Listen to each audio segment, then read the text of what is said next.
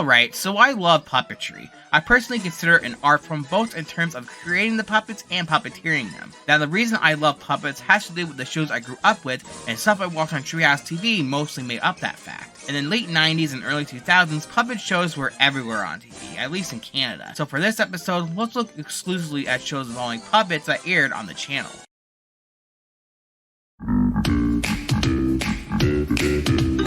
Wake up in the morning, let's start the day. Everybody's coming over to play. Get up, mom and dad, the kids will be here. This seems like the right place to start. Lindsays House was a show that started airing on TreehouseTV in 1997 and would be reran until 2005. It centered around a girl named Whimsy and her family, who consisted of her parents Russo and Grazielle, her grandma Yeye, and her baby brother Bo. Most of the show though focused on Whimsy and her friends that would come over to her house. These friends are Jonas, Lulu, and Horace. Usually one or more friends would have some sort of problem arise, and it's up to Whimsy and everyone else to solve it by the end of the episode. A pretty typical format for these sort of shows, to be honest. The one part of this show I feel is stellar is the puppetry. In fact, I would even compare the look and quality to a degree to Jim Henson's puppetry. In fact, until I researched this show for the video, I thought the Jim Henson Company worked on the show. But boy was I wrong. Not only did they not work on the show, but they sued Cinrar, the company behind the show, for copyright infringement due to the puppet's similar look and design to that of the Muppets. Cinrar denied the Jim Henson's Company's claim, and the case ended in the show's favor, as they were allowed to continue making the show as well as sell merchandise. Lindsays House was honestly a staple of the channel though, as it aired throughout the channel's golden era and ended around the same time I stopped watching the channel. In a snow wonderful place up on top of the world, where it's chilly and icy and frosty and cold, live safe and sad, the best of friends, with adventures and tales that never ever end.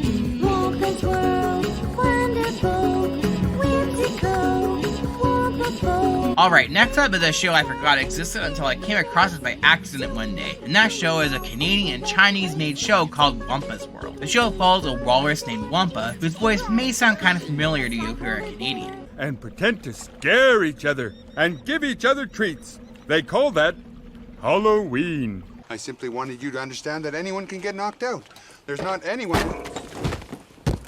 Yes, he is voiced by Officer Davis in Corner Gas, aka Lorne Cardinal. A show I am assuming most people watching this have never heard of, and to those people I suggest checking the show out as it is pretty decent. I'm not going to go into too much detail as I may make a video on the show sometime down the road, but the show centers around a man named Brent who owns a gas station called Corner Gas in his hometown of Dog River, Saskatchewan. Sounds boring, but trust me, the writing is solid and the comedy is stellar. You're in for a good time with it. Anyways, back to Wampas World. Wampas World starts out with Wampa telling the audience a story, and it would then cut to the story playing out. It would not only feature Wampa, but it would also feature a polar bear named Tigwack, two toy snowmobiles named Zig and Zag, and Seek and two snow hares. The stories would all take place in the Arctic Circle, and each episode would end with Wampa singing a goodbye song. Whimsical, wonderful, wintry, wampaful, wonderful, Wampas World, a Wampa, wonderful. Similar to how Bear in the Big Blue House would end their episodes. Goodbye, goodbye, good friends, goodbye, 'cause now it's time to go. Puppetry in this show is quite a bit different than the last one we talked about, but it is still well put together nonetheless, even though you can tell the budget for this show is quite low. The backgrounds and props look cheaply made, and some of it even looks kind of rushed together. But for a show like this, that is kind of expected. As it stands, this show is overall fine. I'm not sure it's a show I will ever really go back to, but it has a charm to it that keeps it memorable. Check it out if you got the chance.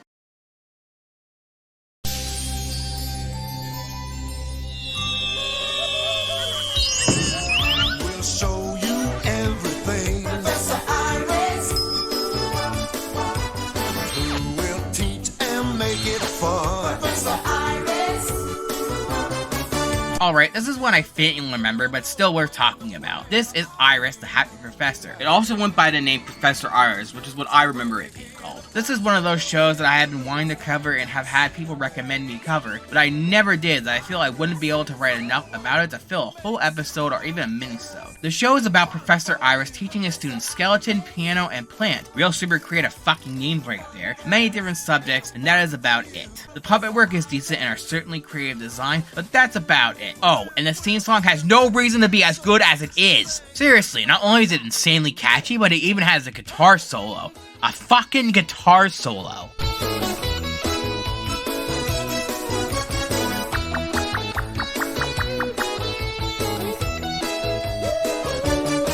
Honestly, the best and most memorable thing about this show is the theme song, and if it wasn't for it, I would probably not remember this thing to save my life.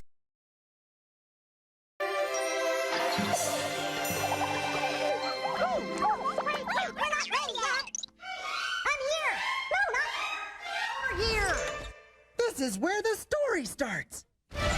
Inside of every book, there's a tiny little world. Come on, let's take a look.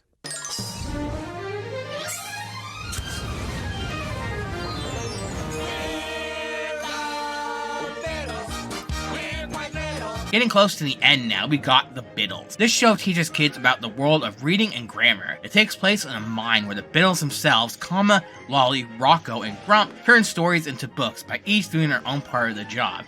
Makes sure all the words are correct, Rocco is the leader of the group, Lolly does the illustrations, and Grump is more or less the group's backbone who does any labor needed. The show started in 2002 and ended in 2005 with reruns airing until around 2008. The show also spawned a spin-off live series titled Lights, Camera, Action Biddles, or Network Biddles. It went until 2012, but there really isn't much out there about it aside from a slight blurb on the Biddles TreehouseTV wiki entry. Back to the Biddles though. In each episode, the characters not only build a book, but tell the viewers a story that is being turned into a book as well. And they do this using still images from said book, as well as puppetry, CGI animation, and lightly animated stills. All these methods bring the stories to life in both a fun and engaging way for the kids to enjoy. The show overall has a fun personality to it, and is one you should definitely show the kids.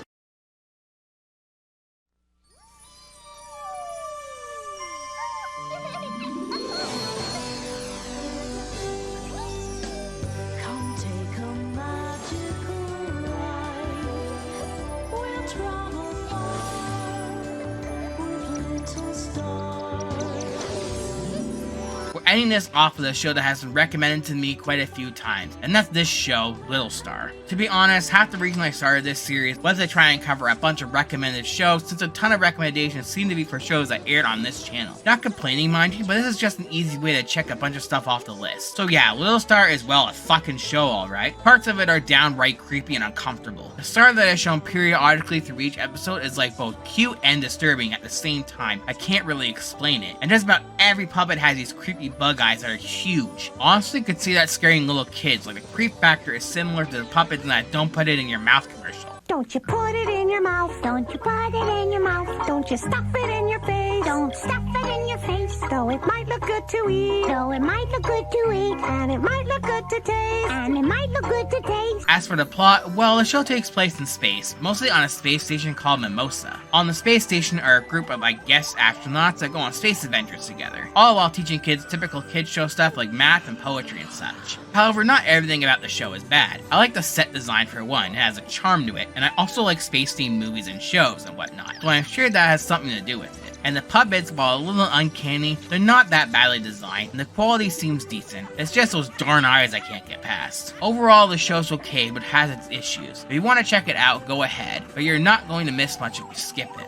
And I think this is where I'm going to end this part. I know there are tons of other puppet shows on the channel, and I could probably do another few parts just based on that alone, but this is meant to be a short but sweet look back on the channel, so sacrifices need to be made. Next episode is a big one, as we'll be diving into the animated shows the channel has to offer, and trust me, there are shit tons to go through. That episode will be a long one. See you all then, and remember, if you like what you watched, then hit the subscribe button and ring that bell. Also, like the video and comment down below, as the more engagement my content gets, the better. And lastly, if you'd like to be like our super patron Ryan Smith, hit the link in the description below to check out our Patreon. Just $1 or more will get you exclusive perks like early viewings and shoutouts on all our videos. Anyways, we'll be back soon, so for now, take care.